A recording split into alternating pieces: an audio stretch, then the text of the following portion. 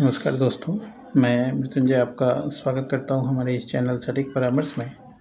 और देखिए, ये वीडियो हमारा ट्रेंडिंग करता है बफेलो मीट शॉप के ऊपर कि किस तरीके से आप इसका लाइसेंस लें और इसका लाइसेंस लेने के लिए आपको क्या-क्या करना पड़ता है और कौन-कौन से डिपार्टमेंट से एनओसी लेना पड़ता है। तो देखिए, पहले भी वीडियो में हमने सारा कुछ बता के रखा है और सारा कुछ क्लियर करके ही रखते हैं हम लोग, आधा अधूरा इन्फॉर्मेशन नहीं देते हैं। इसके बाद भी लोगों का कॉल आता है कि फ्री में आप सर्विस दीजिए, फ्री में बताइए, तो वो नहीं हो सकता। अगर आपको मान लीजिए इस सब्जेक्ट पे पर्सनल कंसल्टिंग लेना है तो ये हमारा बिजनेस है।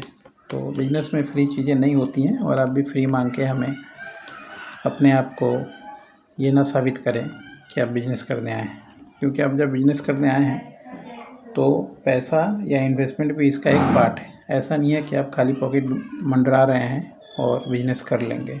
अगर ऐसा सोच है आपका तो आप अपनी जगह ही रहिए, पहले थोड़ा कुछ घूम फिर के पैसा जमा कर लीजिए जॉब करके, उसके बाद फिर बिजनेस में आइए। फ्री फोकट का यहाँ कुछ भी नहीं होता है, चाहे गवर्नमेंट भी आपको नहीं देगी फ्री में। तो हम लोग तो मान लीजिए अपना पैसा लगा के, ऑफिस लगा के, अपना फ़ोन, अपना यूट्यूब, अपना दिमाग लगा के वीडियोज़ बनाते हैं। अगर वीडियोज़ देख के फ़ायदा हो रहा है तो अच्छी बात है, अपना काम कीजिए। उसमें तो हम लोग कुछ नहीं मांग रहे हैं ना वीडियोज़ देखने के लिए, मगर वीडियोज़ देख के पर्सनल सर्विस आइएगा, फिर सिखाइएगा कि हमें भी ये आपका धर्म है, कर्म है।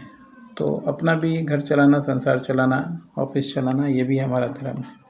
पहले ये है, उसके बाद बाकी चीज़ें आती हैं। तो आइए अब बात करते हैं। जैसे देखिए कि ये मोहम्मद सायूब बोल के हैं और इनका है कि किस किस का एनओसी लगता है। अब ये सब चीज़ों में चक्कर क्या होता है ना, आधा लोगों को पता ही नहीं होता कि करना क्या होता है और कैसे सिस्टम ऑपरेट करता है। पहले तो आपको ये डिसीजन लेना पड़ता है कि आप क्या करने वाले हैं। आप रिटेल का दुकान खोलने वाले हैं, होलसेल का दुकान खोलने वाले हैं, या किसी का फ्रेंचाइजी लेने वाले हैं, या खुद का स्लॉटर हाउस खोलने वाले हैं। पहले तो ये सोचना पड़ता है ना। ऐसे कोई थोड़ी एनओसी बांट रहा है, गवर्नमेंट बैठा हुआ है, जाइएगा और चिट्ठी लिख के दे देगा आपको। घूमते रह जाइएगा, 10,000 भी खर्चा करके, एक जानकारी भी नहीं निकलेगा। तो पहले ये सोचिए कि क्या आपको करना है। मान लीजिए आपको दुकान करना है, तो दुकान करना है, दुकान आप खोलिए, शॉपैक का लाइसेंस बनाइए, लोकल परमिशन लीजिए और फसाई का लाइसेंस के लिए एप्लीकेशन कीजिए।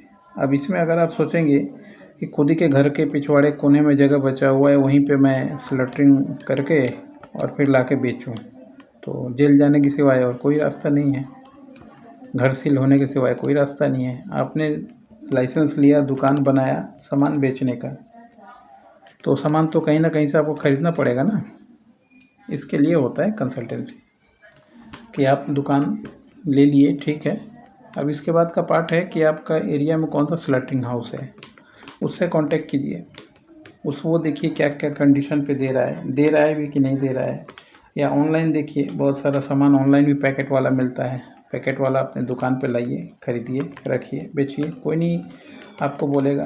कोई भी कानून या प्रशासन आपके खिलाफ़ या आपको अरेस्ट नहीं करेगा।